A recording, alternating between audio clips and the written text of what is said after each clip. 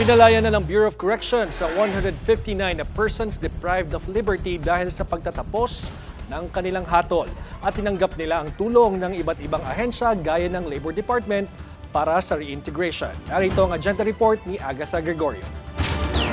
Bagong taon, bagong pagkakataon. Ganyan ang pananaw ng ilang persons deprived of liberty o PDL na pinalaya ngayong araw dahil sa pagtatapos ng kanilang sentensya. Halos 160 ang napalaya ng Bureau of Corrections bilang culminating activity bago matapos ang 2024. Kaya naman tinanong ng Billionaire News Channel ang New Year's wish ng ilan sa kanila. Tuloy na po ang pagbabago ko. Siyempre makasama ang pamilya, di ba?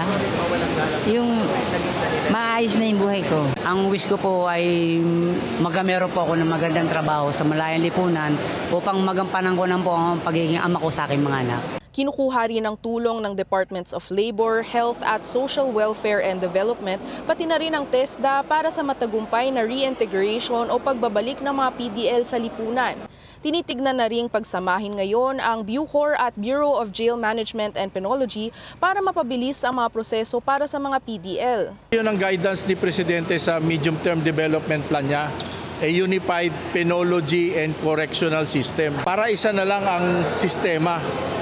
Kasi yung congestion sa BJMP, similar sa congestion dito sa problema natin sa BUCOR. Mapapabilis yung safekeeping, reformation, and then of course reintegration nila. Ayon din sa BUCOR, 1,000 PDL na ang pinalaya mula November 26.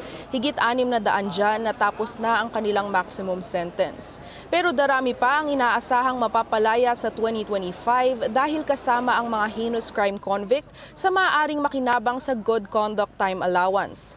2024 pa dapat ito masisimulan pero kailangan ang pag-aproba ng Justice Secretary. Masusi po namin inaano to, no? Ini-screen, no? Kasi lahat po ito ay mga heinous crimes. Ito yung mga nag-benefit sa heinous criminals. At meron naman po tayong additional layer dito na kailangan po dumaan ito sa Secretary of Justice. Ukol naman kay Mary Jane Veloso, nakakauwi lang ng Pilipinas mula Indonesia, sabi ng BUCOR chief na nasa Pangulo pa rin ang desisyon kung mabibigyan ito ng clemency o parole. Pinag-usapan muna is how to accredit yung kanyang time served sa Indonesia. Kasi kung hindi ma-accredit po yun, kawawa naman, sayang naman yung 14 or almost 15 years na pagkakulong niya sa Indonesia. So, dagdag ng BUCOR, dapat mahanapan ng legal basis kung bakit makikredit ang mga taong nakulong si Veloso sa Indonesia.